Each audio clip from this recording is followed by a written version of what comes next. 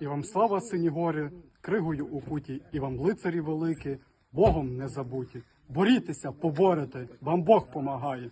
За вас правда, за вас слава і воля святая.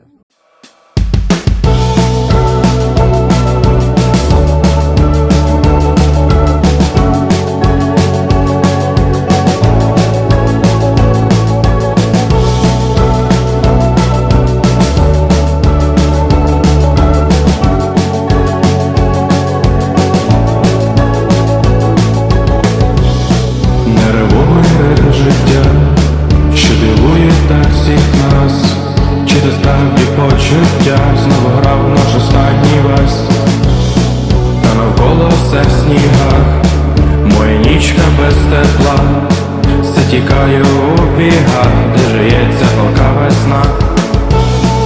І я вже пішов, не шукай мене марно, поволі звикаєш до неба. І я вже пішов, та напевно назавжди, хоча й не знаю, чи цей сон може бути навіки. І я вже пішов, не шукай мене марно, поволі звикаєш до неба. І я вже пішов, та напевно назавжди, хоча й не знаю, чи цей сон може бути навіки.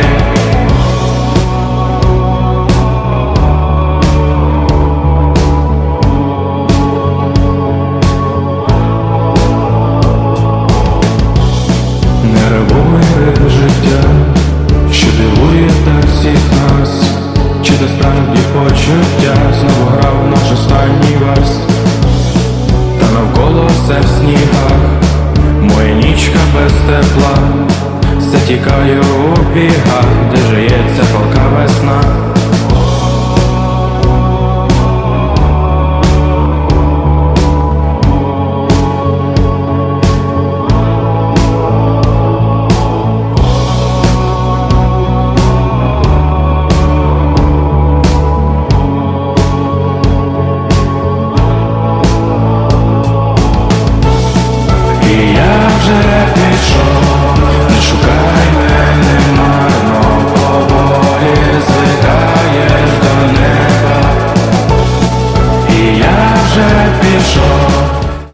Hello, my name is Spencer. I'm the host, and today we're honored to speak with a courageous Ukrainian woman whose life was forever changed by Russia's full-scale invasion of Ukraine.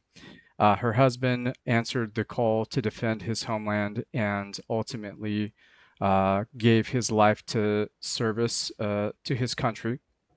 We know this conversation may be difficult, and we deeply appreciate her willingness to share her story. Our hope is that hearing her experiences, we can better understand not only the cost of war, but the strength of those left behind. Could you introduce yourself and tell us a little bit about how life was before the war? Sure. Hi, Spencer. My name is Anna, and I'm from western part of Ukraine. And what I can say that before the war, we lived simply just a normal life as many young people have, and we also, had dreams, plans, and future. We were excited to build together with my husband, and we also have a wonderful rescue dog. And we live near mountains district. That's why hiking is really big part of our adventures. And that's it. And looking back now, I realize how precious all these ordinary days really were. And I really miss this time before the war. Understood.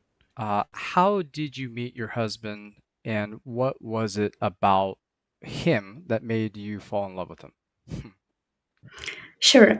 We met a long time before the war in 2018, and actually we met in the restaurant industry. He was managing some local cafe, and I was searching for a job. So he was the manager who interviewed me, and I always like to joke that the interview went so well that a few years later we got married.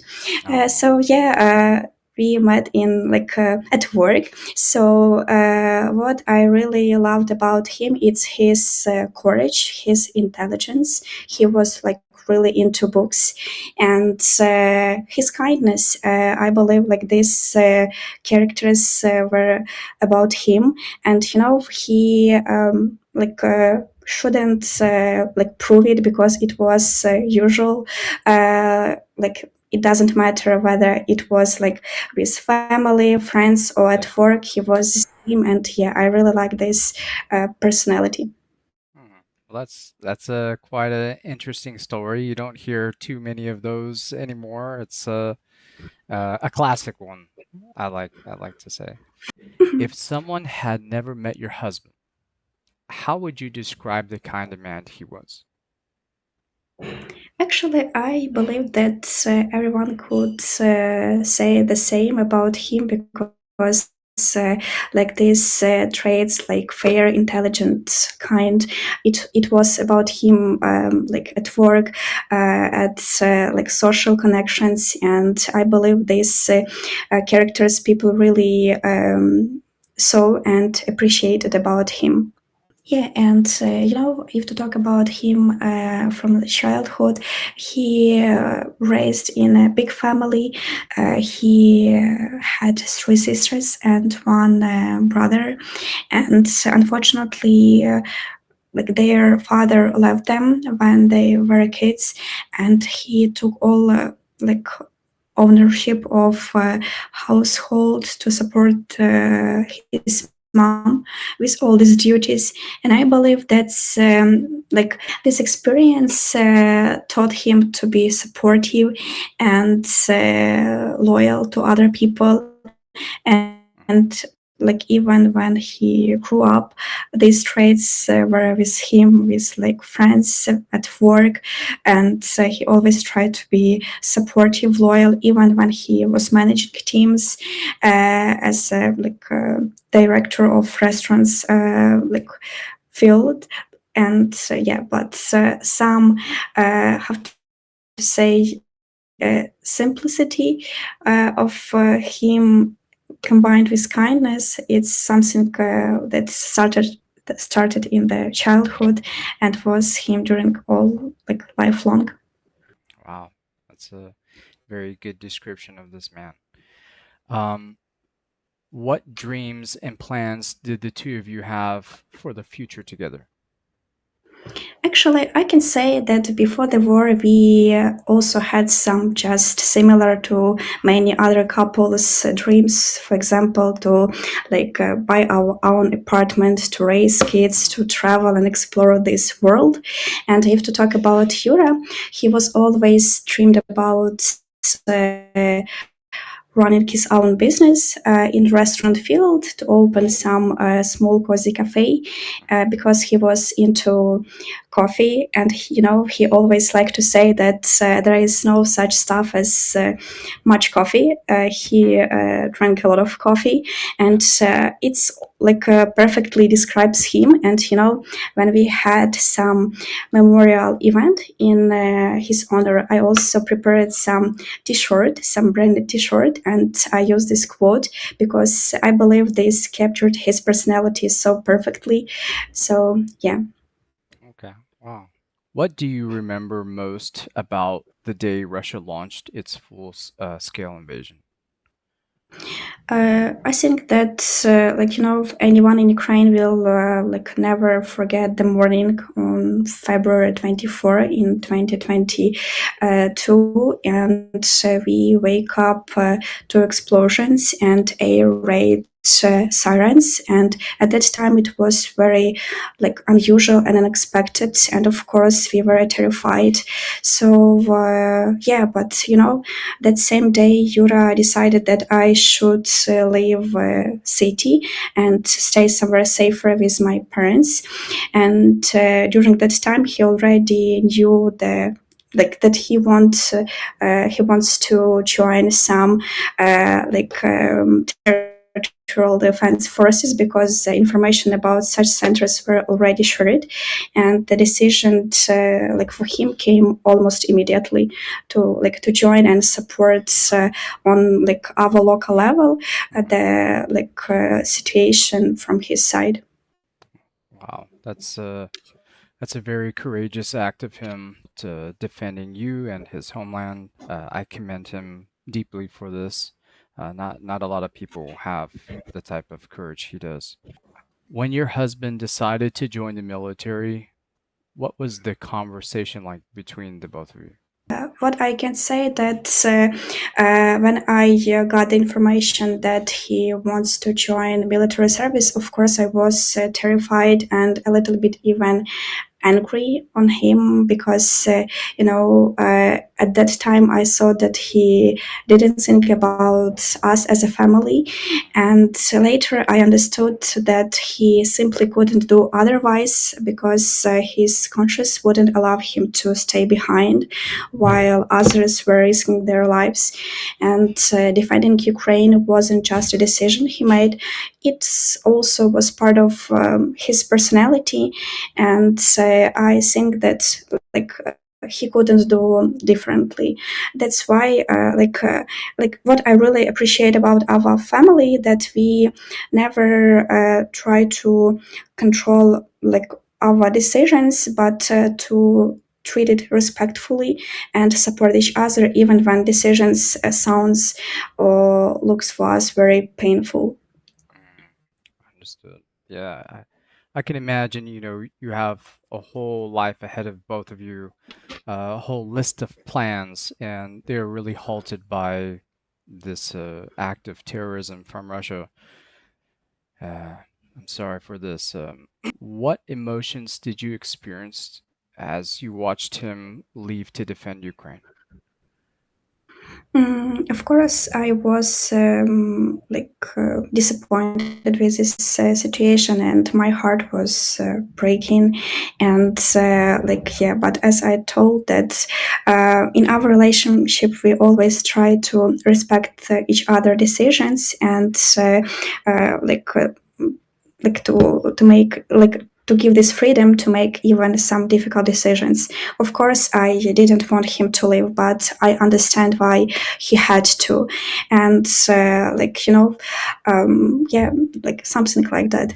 What brigade was your husband in, and what role was he serving in the military?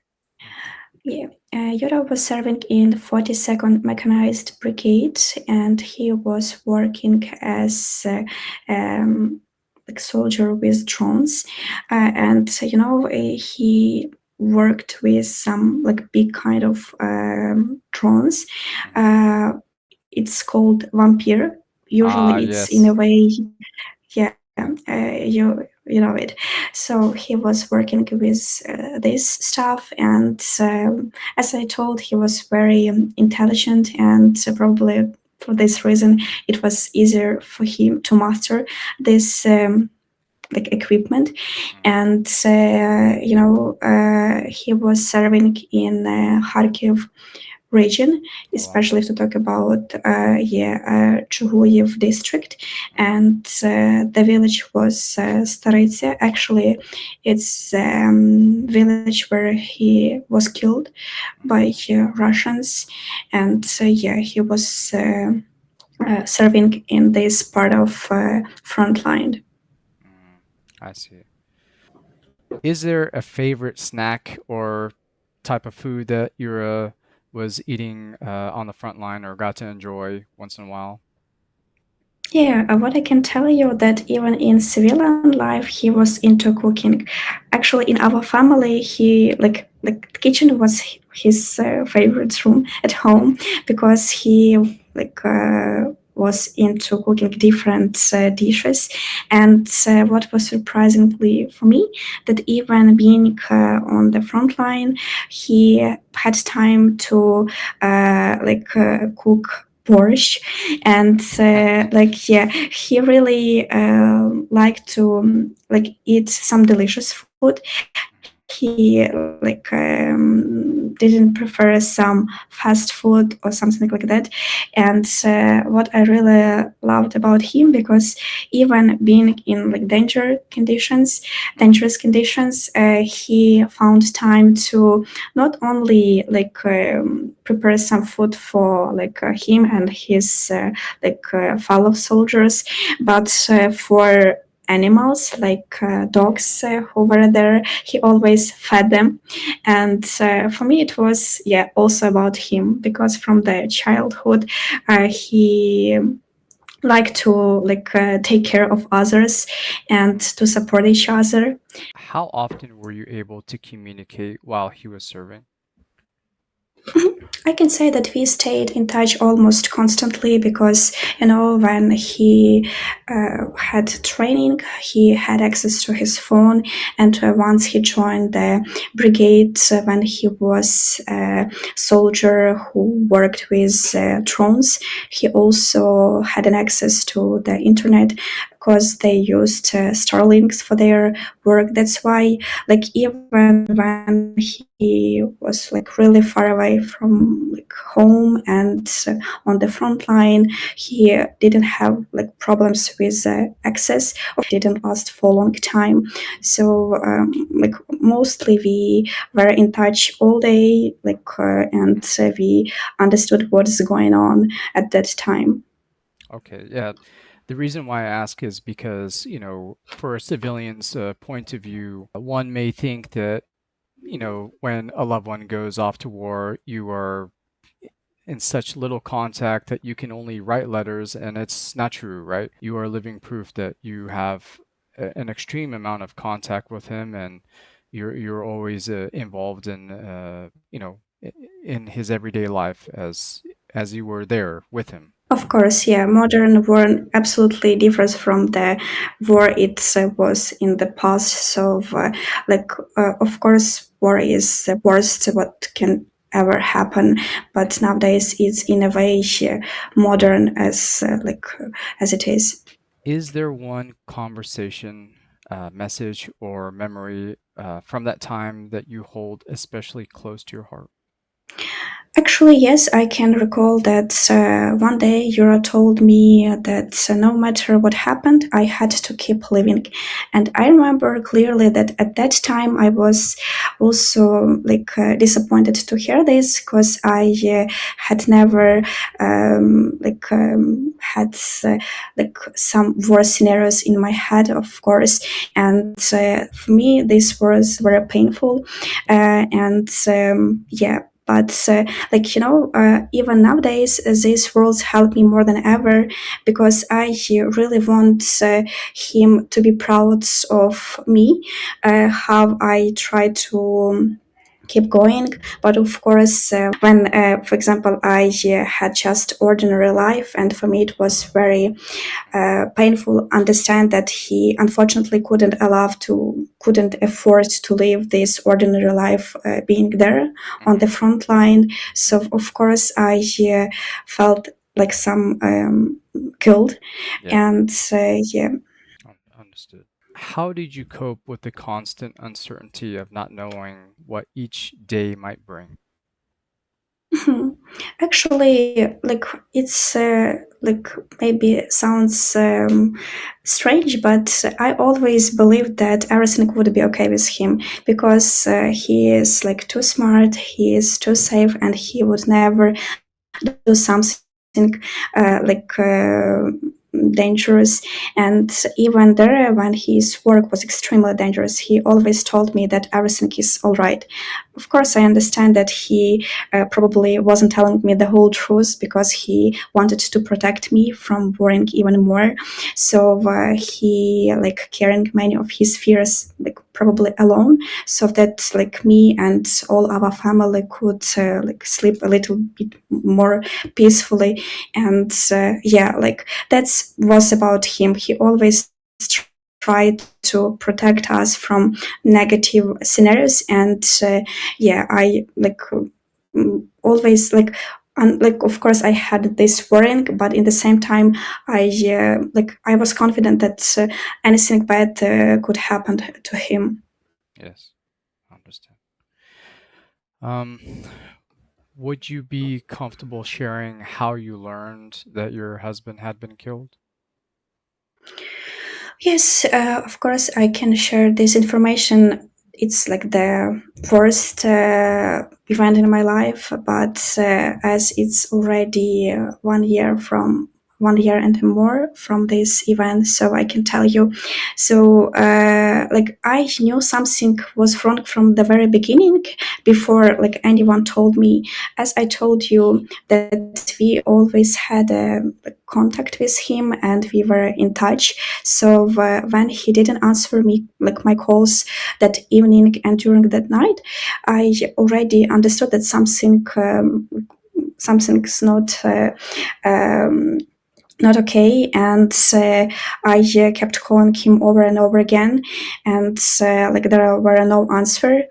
And next morning when it's was up to like 8 a.m. I contacted his sister, like sibling one, because she's also military volunteer, and she had an access to their commander.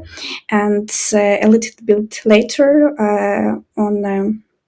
Like Tuesday, she like in the morning she called me back and confirmed my worst fear, and of course, starting from that moment, my entire life changed forever. Yeah, I'm very sorry about this. It's extremely tough when it's bringing you uncertainty every night. Your fears kind of calm down because your husband was reassuring you that nothing bad was happening or was going to happen to him, and really instilled this confidence with everybody so that they don't just stop living their lives. And unfortunately, uh, like you mentioned, your worst fear came true. And I'm deeply sorry about this. And yeah, it's horrible. Looking back on that moment, what stands out most in your memory? Yeah, I remember feeling as ground just disappeared beneath my feet, and but in the same time, I knew that it was true. So I didn't need any additional proofs of this information. I felt that it's true, and for a brief moment, I like even remember that I felt angry because he had promised me like that he would come home, and I wanted so desperately for him to keep this promise. But of course, I understand that Das doesn't ask for permission, and it doesn't care about dreams, plans, and promises. And like I remember that at that time, like some silence and emptiness.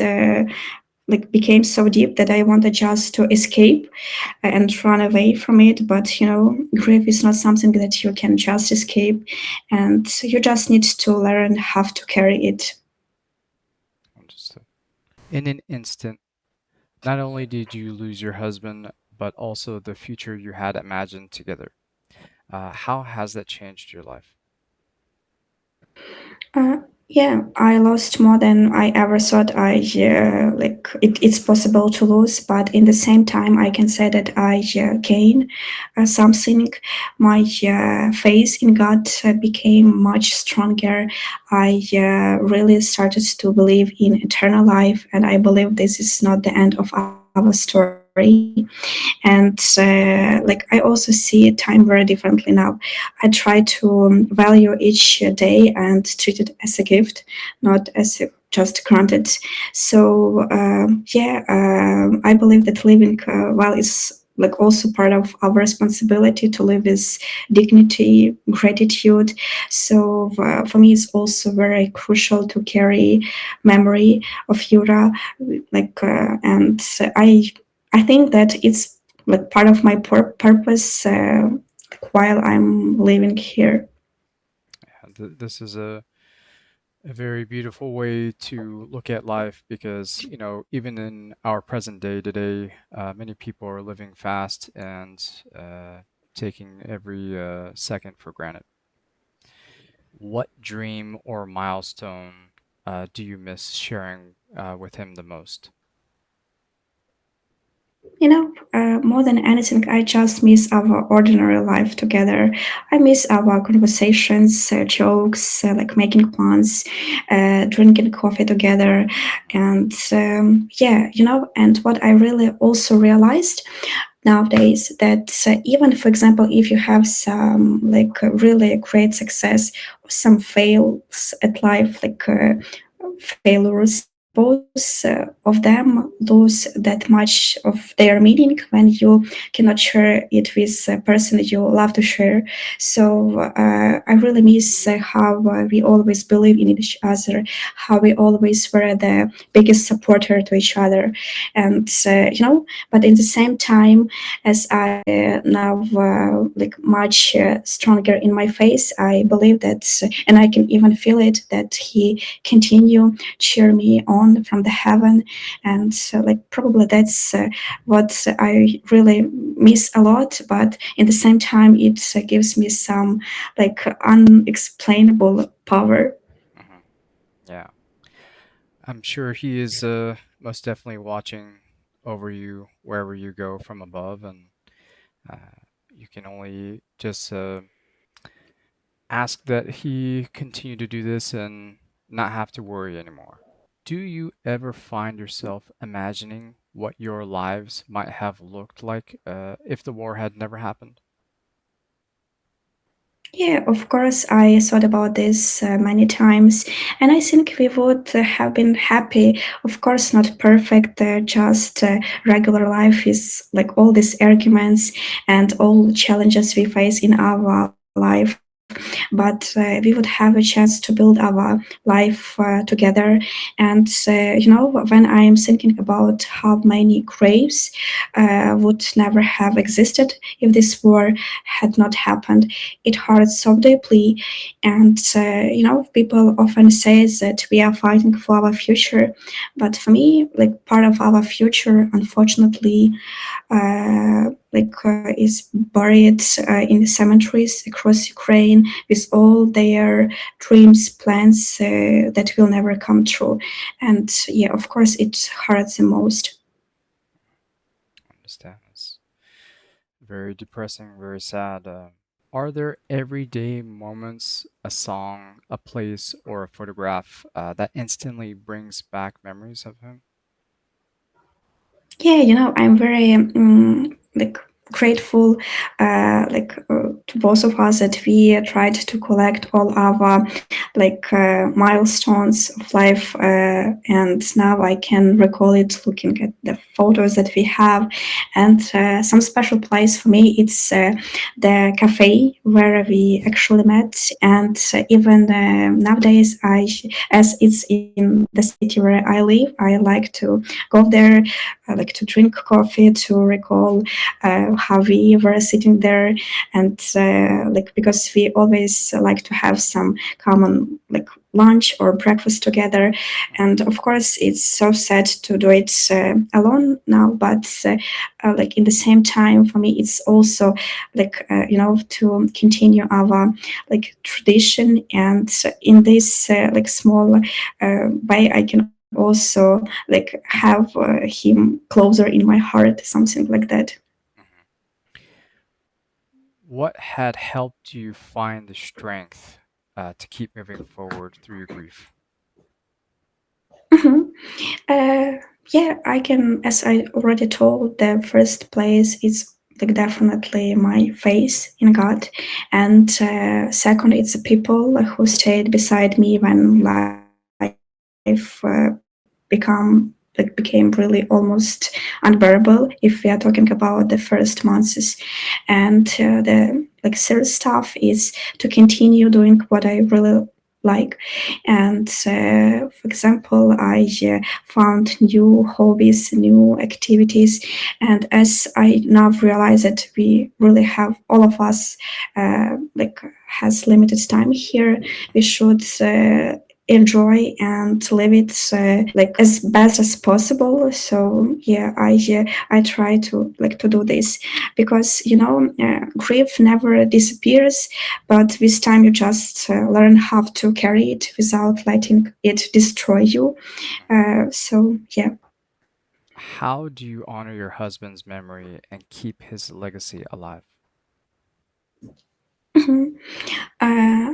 For me, it's very essential to remember him as he was in like his life, and it's not only about mourning his death. Of course, it's a tragedy for me, for all our family, but in the same time, like it's not like some negative emotions. It's not about Yura, and for me, he is about light, and I really want to carry this light like among like people.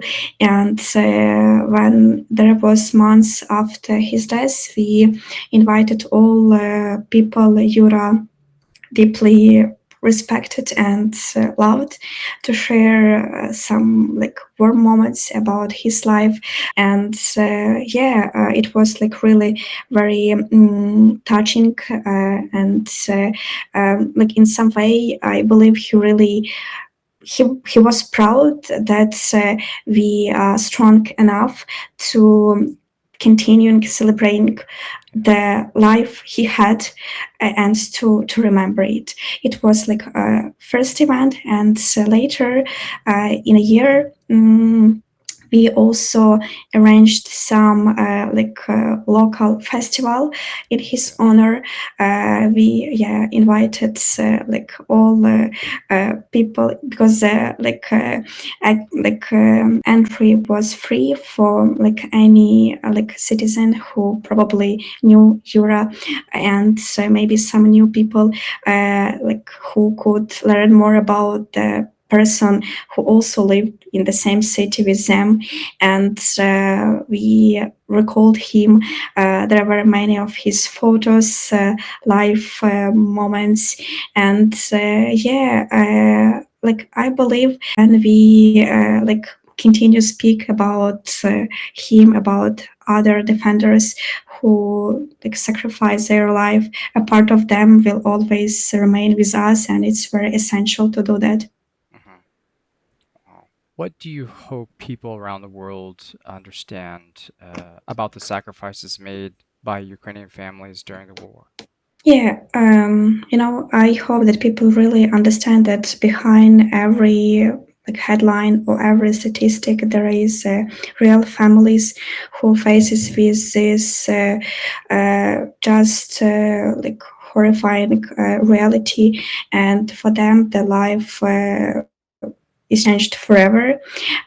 Because war is not only about the fight on the battlefields; it's also about some empty homes, or some like tables where like someone will never sit again, and all like these like hearts that continue to like long for people they love. And I hope that world never becomes used to this pain, because each life matters, and we should like understand the price of our peaceful life in like cities, because like someone chose courage like over the comfort, and lost their like the most valuable gift, life. Mhm. Understood. If your husband could hear you today, what would you want him to say, and what do you hope the world remembers about him? Yeah, if I had the chance, I would definitely tell him that I missed him, and I continue to miss him every single day. And I would also like to thank him for showing me that like how true life looks like, and the way he loved me, like how I felt valued and safe every single day.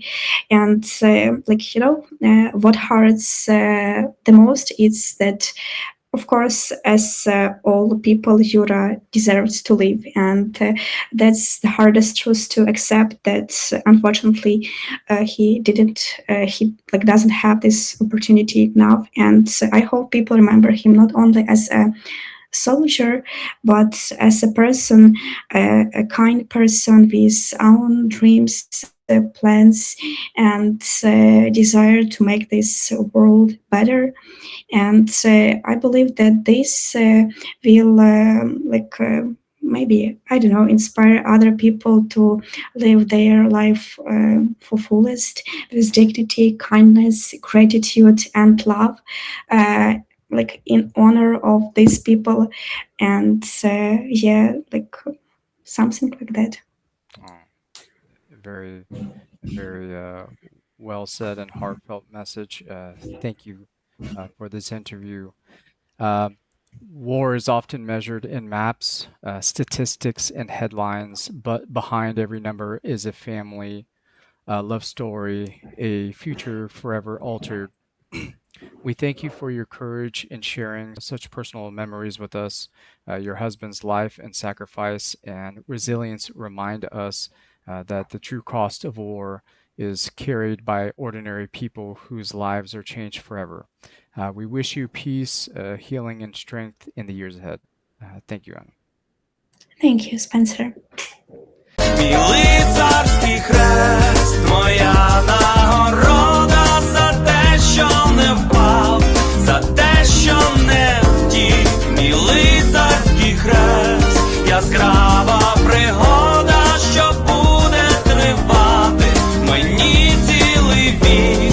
Мій лицарський хрест. Тим, що загинули, і тим, що вижили, слово своє вдячно присвячую, хай ворог зиркає очима хижими, нехай гарчить. Мені не лячно, хто вріс корінням, той не зламається, хто має стержень, той не зігнеться. Любов до матері, найкраща порадниця, любов до вітчизни, ідея серця. Лицарський хрест, відзнака для обраних, не завжди на грудях, а в діях і звершеннях для тих, що в боях ставали хоробрими, для тих, що в атаки здіймалися першими. Не відступитися від слова сказаного, дерти руками, зубами гризти. У світі багато брудного і заразного, але той, хто хоче, залишається чистим.